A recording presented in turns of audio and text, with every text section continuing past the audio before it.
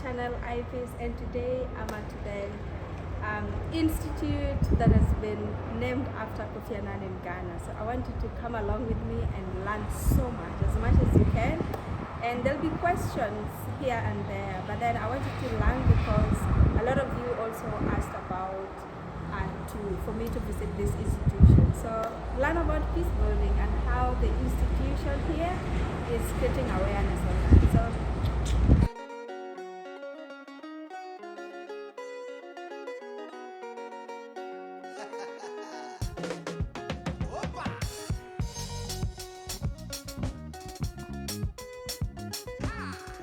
these are all.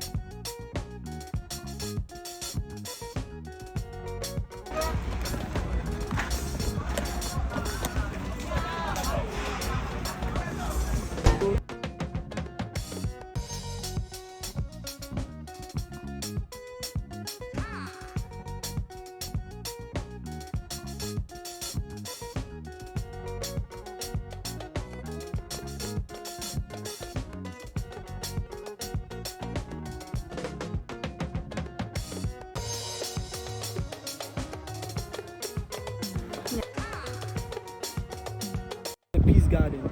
So, this is the as peace we were garden. saying, as I was telling you that Kofi Annan is a very, very popular and well-known institution, Yeah. especially when it comes to the when it comes to peace and security. Yeah. So, we've had a lot of Say they plant so trees. anytime they come, yes. Okay. Makes plant. sense. Peace So Garden. how many, of course you've hosted so many people, including Nigerian president. Is there a Kenyan president? Probably, yes. Probably. I'm not allowed to step into the... You can. Yeah, I can. Okay. Would be nice to document that. Alright, okay, Germany. Who is the most famous president you've ever hosted? Most famous president.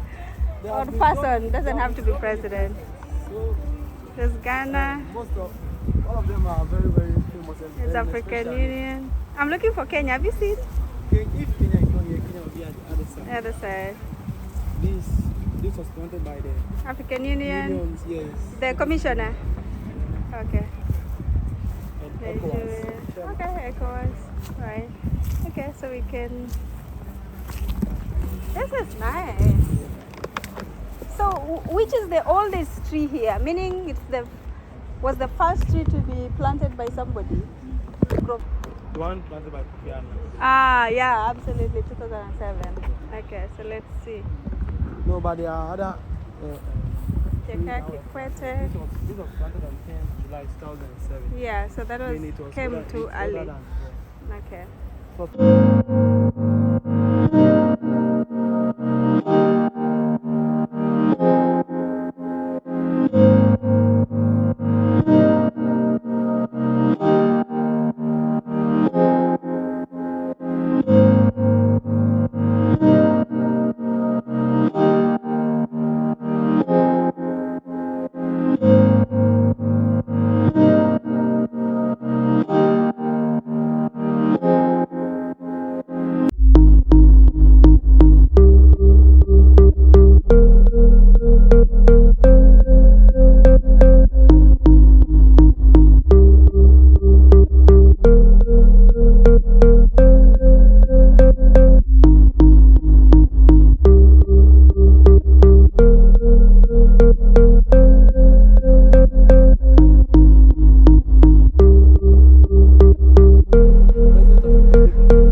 Also visited here and he planted these.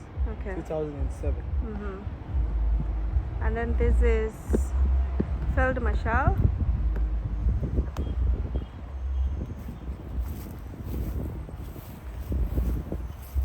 Duke of Kent. Duke of Kent. Okay. So I think it's like, Yeah. Are there more somewhere else? I don't think so. Yeah. so this is a tree that was planted by the wife of Kofi Annan, Kofi Annan. Miss Nanya. Oh yes, Yes, we made it, guys. I've been so much willing to come to Ghana and just to get into this institution to document their stories, because I have known about their work for a very long time, and the work that they do in training and giving resources, and just academic resources as well, and classes on peace building and peacekeeping are very crucial. So you need to check them out. So I'm going to speak to someone who will also highlight a lot of things about this institution. So stay tuned.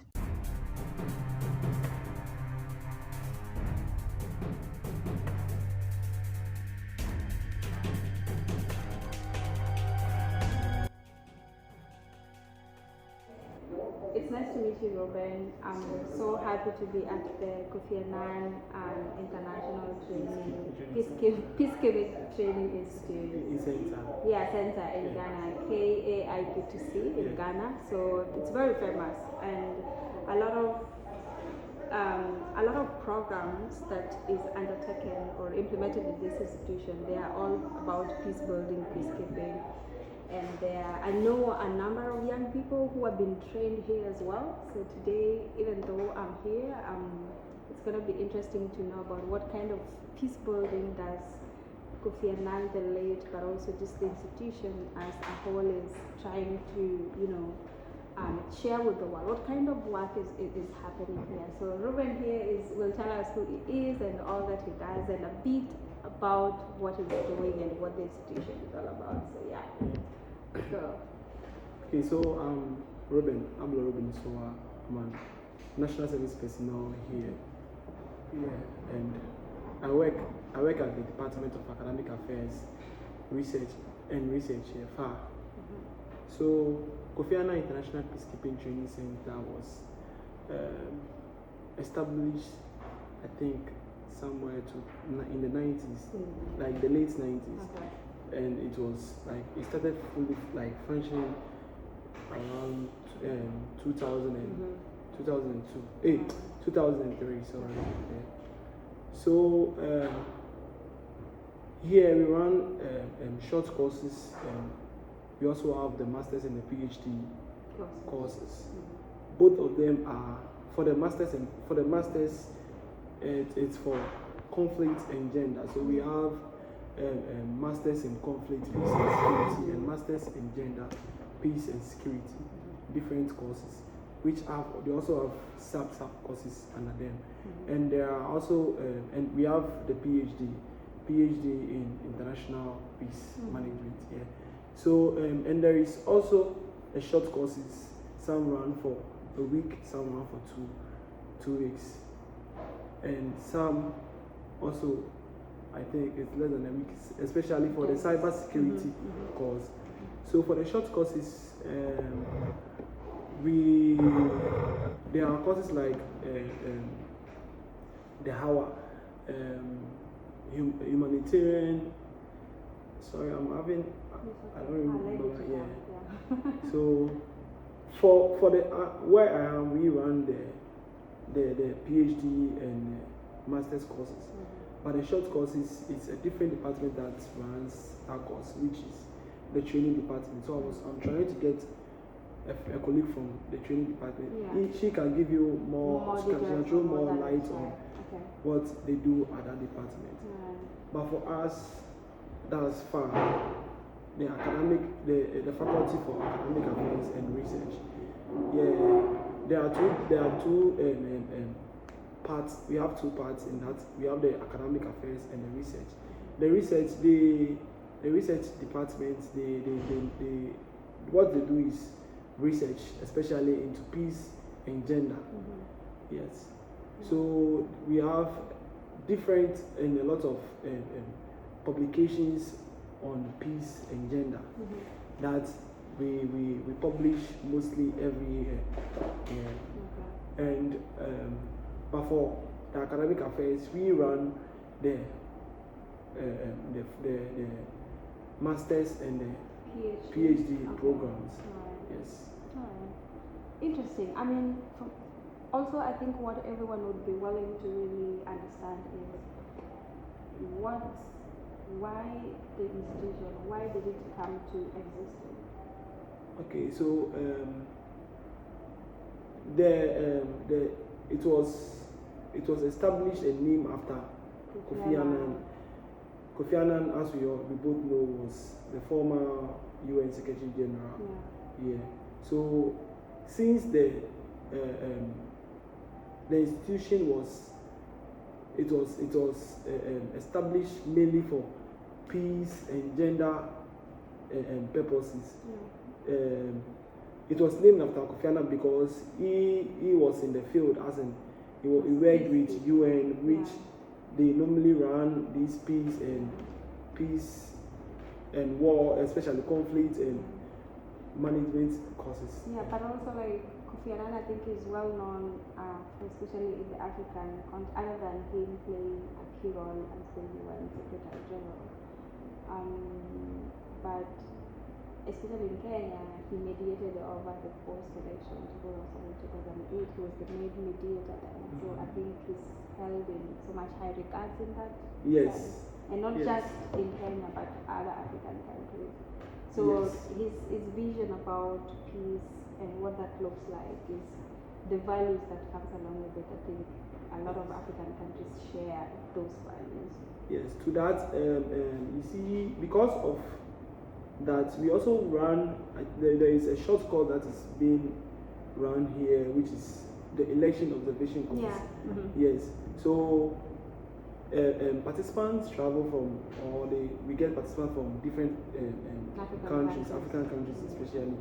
They come here for the course and they are being given certificates to observe elections around and also around Africa, maybe some outside Africa. With that, due to Kofi Annan being a mediator in Kenya's this thing, that's why we also run that course especially to facilitate participants who come here to learn, who take part in the peace election observation course. Interesting. Okay. I'm glad that you're telling us already what the institution does and why. Because again, I also understand that the naming of the institution was done by the president. Yeah. Okay. So was that in honor of the work that is done, and then did Kofi Annan ever work here? Yes. When he was alive? No, I don't really know if he worked here, but I visited here when he was alive. We even have a tree planted by him and his wife. I'll take you there. Okay. And yes, Kofi Annan International Peacekeeping Training Center, it's a sector, it's a division under the Ghana Armed Forces. Yes, so whatever we do here, we get command from, we get instructions from the main, as in the Ghana Armed Forces. So because we are a division of the Ghana Armed Forces. So it's like there's a security component of what your focus is. Yes. Okay, that's why I've seen buses. Yes, so you see civilians, you see, and you also see the military walking around. We have civilian course directors and we have military course directors. They all run different courses. Even we have currently they're running a course, UN staff course. That's also it's run periodically for staffs who work, especially mostly military, those who are in the military. Yeah. Okay. Interesting. So what is in the I see there's a slogan in your t-shirt. Yes. Where peace begins. Where peace begins. Yeah. What does that mean to you as a person? Okay. So since Kofi Annan International Peacekeeping Training Center, it's mainly focused on facilitating or helping participants who come here to learn or take courses here, especially on peace and security courses, in some way, somehow, with gender. Yes. So it's mostly, since you are coming here and learning about this peace and this thing, mostly your idea or the ideas you have about peace are being like they're being generated. yes, yeah. So you are this is learning yeah, and you learning are yes. afresh. Yes. Yeah. We all have how do we say it? We all have knowledge about peace.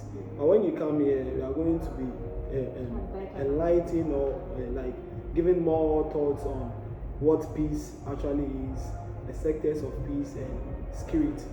Yeah, so this is where you are going to get the real meaning or the actual meaning of peace. Yeah. Right. Interesting. So maybe our viewers would also be maybe interested in knowing. Do you charge your courses, especially the short courses, PhD courses? So which ones are free? I know it's not your area, but then just an overview. Are there those that people can undertake? They're free. They just need to come in here, facilitate their coming here, and then attend those courses, or there are those that are chargeable.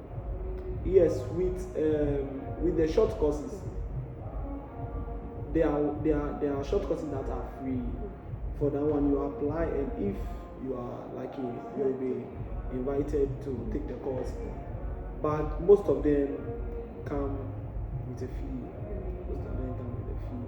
For that one, I can't tell the fees because it's a different department. But then also it's on the internet, right? Yes. So maybe I'll put the link to the website of the institution, and then you're able to see all the charges. When you go to the main website of the of Kofi Annan, you see there is a training side and there is academic side. For the academic side, that's where you are going to get the masters and the PhD courses.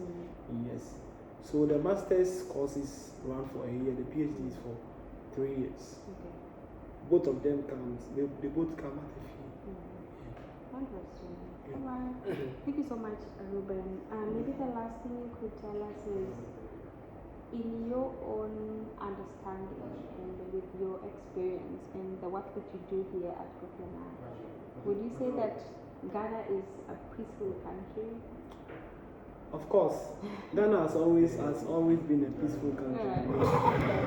As you know, we all know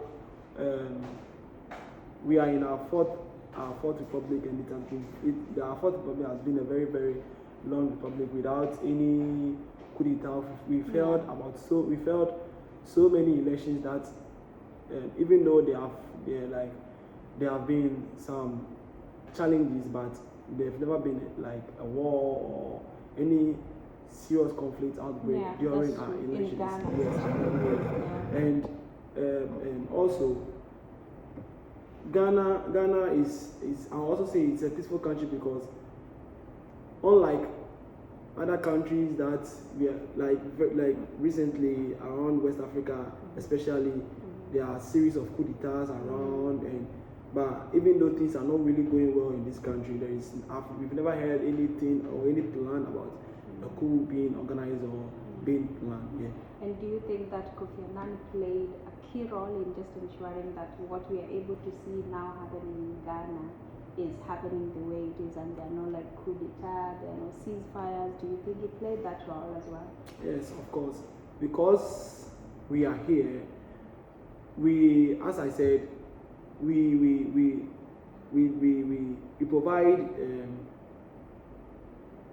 provide education for both civilians and those non-civilians, those in the forces and staffs. So with that, we continue to educate the public on peace and security and the benefits we are getting when we have peace, when we are not at war. And yeah. Interesting. So I'm glad that you shared that already. So I think even to the viewers, you probably have an overview of what the institution is all about and what they offer. Because I think do you believe that this institution is quite famous in Africa? Do you believe that? Because it is. Yes. It's very, very famous. It's very, very famous because people travel all the way from South Africa here to. We have students from South Africa here learning. We have participants from even some from outside Africa, some from Asia. Participants are coming from the USA, Europe, anywhere across the globe. And they're coming here to learn because they believe in the value of knowledge and That's really interesting. So, Robert, thank you so much for talking to us. Wave to Want to participate To stay? in the courses, Ah. yes, to come to participate. Have you ever participated in any other course other than OGT? Cyber security. Cyber security. Okay.